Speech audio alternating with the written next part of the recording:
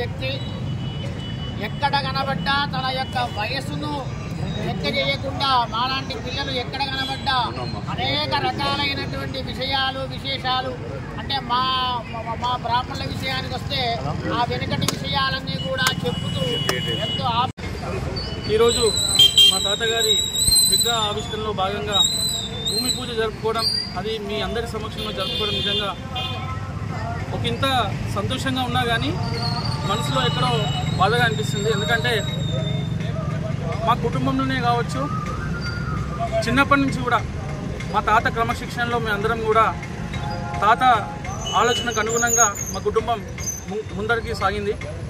నేను జాబ్ పనిచేసినాక కూడా, అంటే జాబ్ చేస్తున్నప్పుడు కూడా ఎప్పుడు గజ్వేల్కి వచ్చిన, జాబ్లలో హాలిడేస్ ఉన్నప్పుడు పండుగలకు నేను గజ్వేల్కి వచ్చినప్పుడు ఇక్కడ తాతగారు చేసేటువంటి సేవా కార్యక్రమంలో నాకు ప్రజలతో మాట్లాడుతున్నప్పుడు నిజంగా తాతగారి గురించి వాళ్ళు మాట్లాడుతుంటే ఇలా ఏదో పవర్ ఉందని అనిపించింది. ఎందుకంటే ఒకసారి గ్రామ పంచాయతీ ఆఫీస్కి ఒక చిన్న పని మీద నేను వెళ్ళినప్పుడు, నేను చాలామందికి తెలియదు, ఎందుకంటే నేను వృత్తిరీత్యా హైదరాబాద్లో ఉంటున్నాను, చాలామందికి తెలియదు. కాకపోతే ఒక చిన్న పని విషయంలో నేను గ్రామ పంచాయతీకి పోయినప్పుడు ఎన్సీ రాజయ్య మన్మోడు అనగానే వాళ్ళు చూపించిన ప్రేమ నిజంగా నన్ను జాబ్ నుంచి బయటికి రావడం, జాబ్కి రిజిగ్నేషన్ తీసుకొని ఎస్ గజ్వేల్లో ఉండాలి, గజ్వేల్లో ప్రజలకు సేవ చేయాలి, మా తాతలాగా పేరు తెచ్చుకోవాలనే ఒక ఉద్దేశంతో నిజంగా నేను జాబ్కి రిటైర్మెంట్ ఇచ్చి ఈరోజు గజ్వేల్లో ఉండడం జరుగుతుంది. నిజంగా తాతగారు యాక్చువల్గా కరోనా టైంలో మరణించాడు.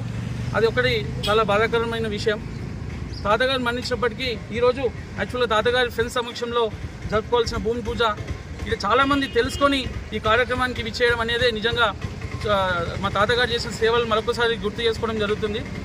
మా బాబాయ్ చంద్రశేఖర్ బాబాయ్ గారు హైదరాబాద్ నుంచి, అలాగే మా తమ్ముడు కవిచంద్ర గారు, మా బావగారు, అలాగే కుటుంబ సభ్యులందరూ, మా ఫ్రెండ్స్ ఎఫ్ఎఫ్ఈ మిత్ర బృందం, వీళ్ళందరి సమక్షంలో ఈరోజు భూమి పూజ జరుపుకోవడం నిజంగా సంతోషదగ్గ విషయం. అలాగే డాడీ గారు ఎన్సీ రాజమౌళి గారు చెప్పినట్టు త్వరలో విగ్రహావిష్కరణ కార్యక్రమం ఉంటుంది. ఆ కార్యక్రమం మాత్రం అందరి సమక్షంలో ఒక పెద్ద ఎత్తున తాతగారు చేసిన సేవలను మరొకసారి స్పృశించుకునే విధంగా అందరి సమక్షంలో జరుపుకుంటామని సందర్భంగా తెలియజేస్తూ ఈ అవకాశాన్ని ఇచ్చిన మీ అందరికీ, అలాగే పాత్రికేయ మిత్రులందరికీ కూడా పేరు పైన ధన్యవాదాలు. గజ్వేల్ పట్టణంలో ఒక మర్చిపోలేనటువంటి కార్యక్రమాన్ని మా కుటుంబ సభ్యులు, మా బంధువులు, నాన్నగారి శ్రేయోభిలాషులు, అన్ని కులాల అన్ని వర్గాల ప్రజలు ఈ విగ్రహ ప్రతిష్ట భూమి పూజకు రావడం, నేను చెప్పని వారు కూడా రావడం అంటే అక్కడ ఫోటో చూడగానే చాలామంది ఇక్కడ ఆగి మంచి పని చేసిరనేటువంటిది చెప్పినప్పుడు నేను ఎంతో గర్విస్తున్నాను. ఒక వ్యక్తికి ఆయన గుండెలో ఉంటేనే ఆ వ్యక్తి అక్కడ నిలబడతాడు, కానీ ఇక్కడ నిలబడ్డ వ్యక్తి కూడా ఇక్కడ పోలేరు.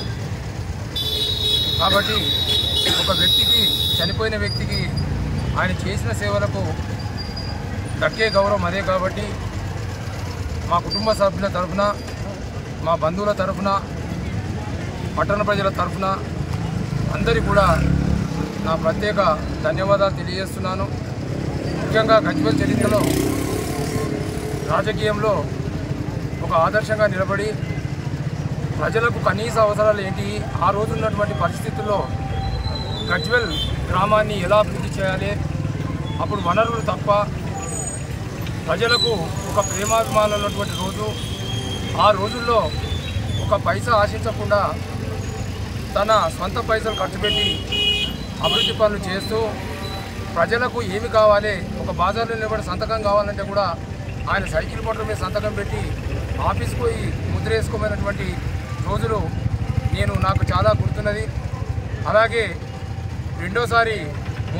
బహుశా మూడోసారి వచ్చినప్పుడు ఇండిపెండెంట్గా నిలవడం, ఆ రోజు ఉన్నటువంటి రాజకీయ సమీకరణలో అటు కాంతారావు గారు కానీ, ఇటు రంగారెడ్డి గారు కానీ వారి వేరే వ్యక్తులు నిలబెట్టినప్పుడు ప్రజలందరూ కూడా నాన్నగారి దిక్కుండి ఆయన గెలిపించుకుందాం, తప్పకుండా ఈ గ్రామానికి బాగు దొరుకుతుంది అన్నప్పుడు ఆయన ఎంబడి ఉన్నటువంటి వ్యక్తుల్లో ముఖ్యంగా ఐల సత్యనారాయణ గారు, రాములు గారు, నాగేశ్వరరావు గారు, అలాగే కొన్నె రాజిరెడ్డి గారు, కింది బస్తు పటేళ్ళు చాలామంది ఉన్నారు. వాళ్ళందరి మామిడి రాములు గారు, ఇలా మాపు మాడల శేషయ్య గారు, వెట్కట్ రాములు గారు, మోనగారి నారాయణ రెడ్డి గారు, అక్కడ పటేల్ బస్తీ మొత్తము మళ్ళీ అలాగే సంగుపల్లి రాజరెడ్డిపల్లి గ్రామస్తులు కూడా మా ఇంటికి వచ్చి మీరు వెనుకకు పోకండి, ఖచ్చితంగా ఈ గ్రామానికి రాజేసే అవసరం ఉన్నది, ఇప్పుడు నిలబడ్డ ఓట్లు వేసేది మేమనేది నిజంగా మా జీవితంలో మర్చిపోలేని సంఘటన.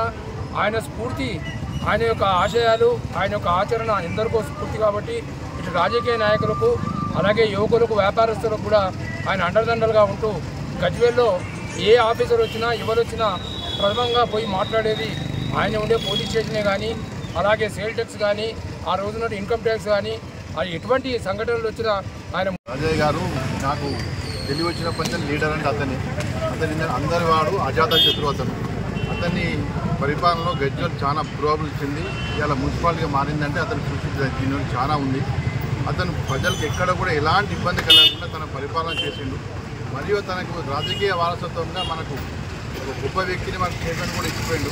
ఫస్ట్గా ఇంజనీర్ చేసిన తర్వాత చైర్మన్ కూర్చుంది. ఇలాంటి రాజకీయ వారసత్వం ఇచ్చుకుంటూ గజ్వేల్ కూడా మంచి భవిష్యత్తు కల్పించిన ఎన్టీ రాజా గారు మనం మర్చిపోకుండా ఇవాళ అతను విగ్రహం పెట్టుకోవడం అనేది నాకు చాలా సంతోషకరమైన విషయం. ఇది మన గజ్వేల్ కూడా ఒక మంచి విషయం అని భావిస్తున్నాను.